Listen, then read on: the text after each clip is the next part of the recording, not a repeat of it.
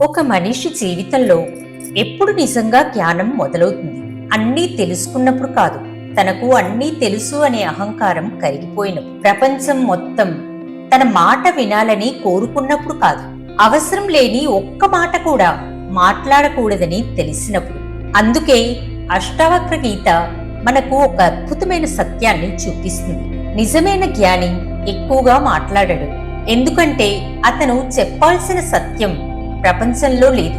ముందుగా తనలోనే ఆ సత్యాన్ని దర్శిస్తాడు. అన్నీ తెలిసినవాడు చివరికి మౌనంగా ఉండిపోతాడు. మనలో చాలా మందికి ఒక అలవాటు ఉంటుంది. మనకు తెలిసిన విషయాన్ని వెంటనే చెప్పాలి. మన అభిప్రాయాన్ని ఎవరో అడగకపోయినా చెప్పాలి.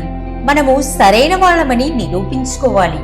ఎవరైనా మన మాట వినకపోతే అసహనం వస్తుంది. మనం చేసిన మంచి ఎవరికైనా తెలియకపోతే బాధపడతాం. మన జ్ఞానాన్ని గుర్తించకపోతే మనసులో కోపం వస్తుంది. కానీ అష్టావక్రుని దృష్టిలో చూస్తే ఇవన్నీ జ్ఞానానికి గుర్తులు కావు. ఇవి మనలో ఇంకా మిగిలి ఉన్న నేను అనే భావానికి గుర్తులు. జనక మహారాజు అష్టావక్రుడిని ఒక ప్రశ్న అడిగాడు. నిజమైన విముక్తి అంటే ఏమిటి? ఈ ప్రపంచంలో ఉండి కూడా బంధనాల నుండి ఎలా బయటపడాలి అని. అప్పుడు అష్టావక్రుడు చెప్పిన బోధలో ఒక గొప్ప విషయం ఉంది.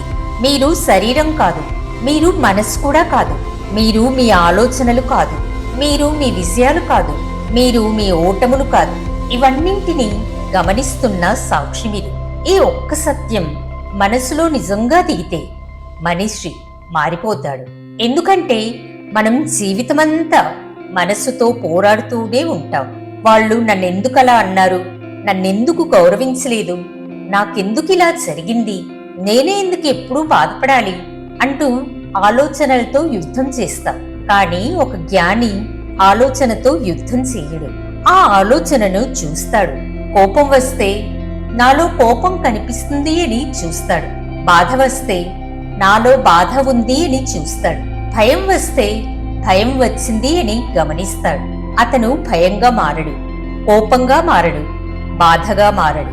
వాటికి సాక్షిగా ఉంటాడు. ఇక్కడే మౌనం పుడుతుంది. మౌనం అంటే నోరు మూసుకోవడం మాత్రమే కాదు. మనసులో వేల మాటలు పరిగెడుతున్నా బయట మాట్లాడకపోవడం నిజమైన మౌనం కాదు. నిజమైన మౌనం అంటే మీలో జరుగుతున్న ప్రతి విషయాన్ని తీర్పు లేకుండా గమనించే స్థితి. ఎవరినీ మార్చాలని ప్రయత్నించకుండా, ప్రతి పరిస్థితిని వెంటనే నియంత్రించాలని చూడకుండా, ఇది కూడా వచ్చి పోతుంది అని తెలుసుకునే స్థితి. అందుకే నిజమైన జ్ఞాని వాదించడు. ఎందుకంటే అతనికి తన సత్యాన్ని నిరూపించుకోవాల్సిన అవసరం ఉండదు. ఎవరైనా అతన్ని తప్పుగా అర్థం చేసుకున్నా అతను కూలిపోడు. ఎవరైనా పొగిడినా అతను ఎగిరిపోడు. ఎవరైనా విమర్శించినా అతని అంతరంగం కదిలిపోదు. ఎందుకంటే అతని విలువ ఇతరుల మాటలపై ఆధారపడదు. మన జీవితంలో కూడా ఒక గొప్ప మార్పు ఇక్కడి నుండే మొదలవుతుంది. ప్రతి మాటకు సమాధానం ఇవ్వాల్సిన అవసరం లేదు. ప్రతి విమర్శకు వివరణ ఇవ్వాల్సిన అవసరమూ లేదు. ప్రతి అపార్థాన్ని తొలగించాల్సిన అవసరం లేదు. ప్రతి వ్యక్తికి మీ నిజాయితీని నిరూపించాల్సిన అవసరమూ లేదు. కొన్ని సందర్భాల్లో మీ మౌనమే మీ సమాధానం. ఎందుకంటే కొన్ని మనసులు మీ మాటలను అర్థం చేసుకోవడానికి సిద్ధంగా ఉండవు. మీరు ఎంత వివరించినా వారు తమకు నచ్చిందే నమ్ముతారు. అలాంటి సమయంలో మీరు మాట్లాడుతూనే ఉంటే మీ శాంతిని మీరు కోల్పోతారు. అష్టావక్రుని జ్ఞానం మనకు చెప్తున్న గొప్ప పాఠం ఇదే. విముక్తి బయట ప్రపంచాన్ని మార్చడం వల్ల రాదు. ప్రపంచం మీకు అనుకూలంగా మారినప్పుడు మాత్రమే మీరు ప్రశాంతంగా ఉంటే అది ప్రశాంతత కాదు. పరిస్థితులు ఎలా ఉన్నా మీలోని సాక్షి స్థితిని కోల్పోకపోవడమే నిజమైన స్వేచ్ఛ. ఒక్కసారి ఆలోచించండి. మీకు ఇష్టం లేని వ్యక్తి మీ గురించి ఏదైనా మాట్లాడాడు. వెంటనే మీ మనసులో కోపం వచ్చింది.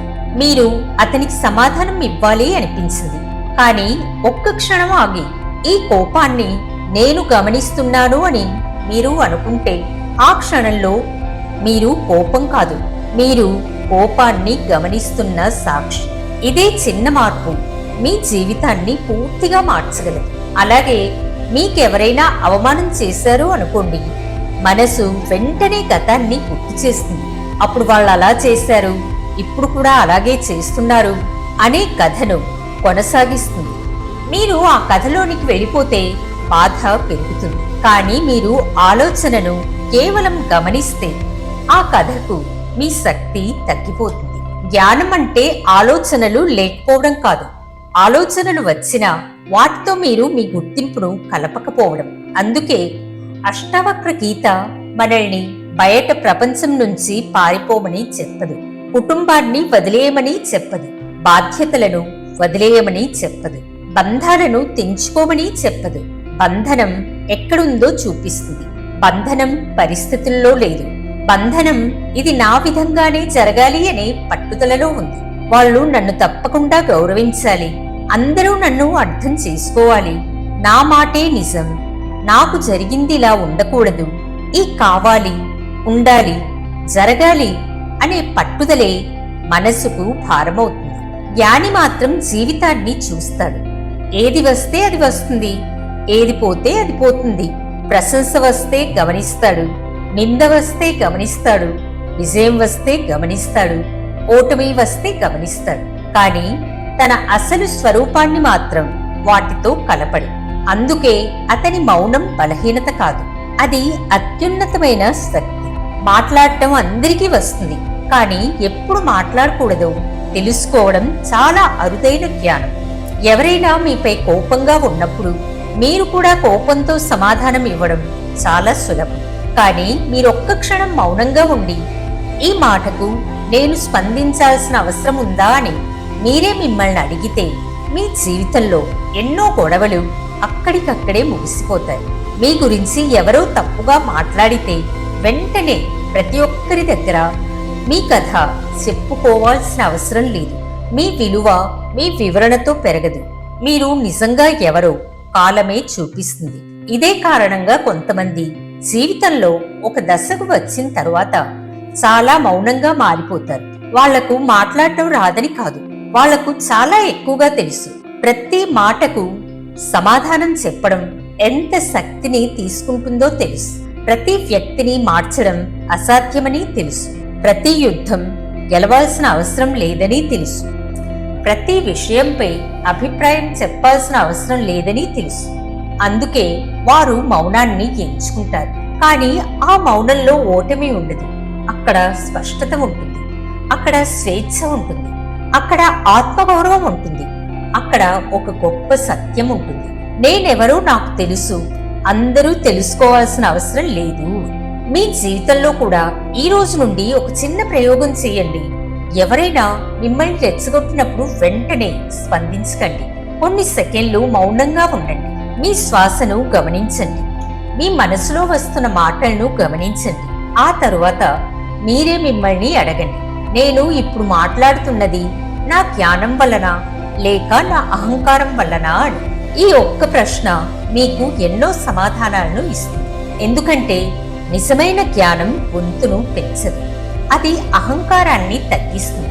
నిజమైన జ్ఞానం మనిషిని అందరికంటే గొప్పవాడిగా భావించదు, అందరిలోనూ ఒకే చైతన్యాన్ని చూడడం నేర్పిస్తుంది. చివరికి మనిషి తెలుసుకునేది ఇదే, తాను ప్రపంచాన్ని గెలవడానికి రాలేదు, తనలోని అశాంతిని దాటడానికి వచ్చాడు. ఇతరులను మార్చడానికి రాలేదు, తనను తాను తెలుసుకోవడానికి వచ్చాడు. తన విలువను నిరూపించుకోవడానికి రాలేదు, తాను ఎప్పటినుంచో సంపూర్ణుడేనని తెలుసుకోవడానికి వచ్చాడు. అందుకే అన్నీ తెలిసినవాడు చివరికి మౌనంగా ఉండిపోయాడు. ఎందుకంటే అతనికి చెప్పడానికి మాటలు లేవు కాబట్టి కాదు, అతను తెలుసుకున్న సత్యాన్ని మాటలు పూర్తిగా చెప్పలేవు కాబట్టి. మీరు కూడా ఒకరోజు ఆ మౌనాన్ని అనుభవిస్తారు. ఎవరైనా మీ గురించి ఏమనుకున్నా మీ మనసు కదలని రోజు, ఎవరైనా మిమ్మల్ని పొగిడినా మీరు మిమ్మల్ని కోల్పోని రోజు, ఎవరైనా మిమ్మల్ని అవమానించినా మీ అంతరంగం విరగని రోజు, అప్పుడు మీకు అర్థమవుతుంది మౌనం అంటే మాటలు లేకపోవడం కాదు. మౌనం అంటే మీలోని సత్యం ముందు ప్రపంచపు శబ్దం చిన్నదైపోవడం. అదే అష్టావక్రుని జ్ఞానం, అదే నిజమైన స్వేచ్ఛ, అదే నిజమైన ఆత్మజ్ఞానం. మరి చివరగా ఒక విషయం గుర్తుంచుకోండి, మీరెవరో ప్రపంచానికి నిరూపించాల్సిన రోజు ముగిసినప్పుడు మీలో నిజమైన శాంతి మొదలవుతుంది. ఈ మాట మీ హృదయాన్ని తాకితే కామెంట్లో నాకు నేను తెలుసు, నాకు ఎవరి ఆమోదం అవసరం లేదు అని టైప్ చేయడం మర్చిపోకండి. మీ మౌనం మీ బలహీనత కాదు, మీ అంతరంగ శక్తికి అది గుర్తు. ఈ వీడియో నచ్చితే ఒక లైక్ చేయండి ప్లీజ్. నెక్స్ట్ వీడియోలో మరో పవర్ఫుల్ టాపిక్ తో మళ్ళీ కలుసుకుందాం. అందాక be strong, be happy and stay tune to Christmas guidance.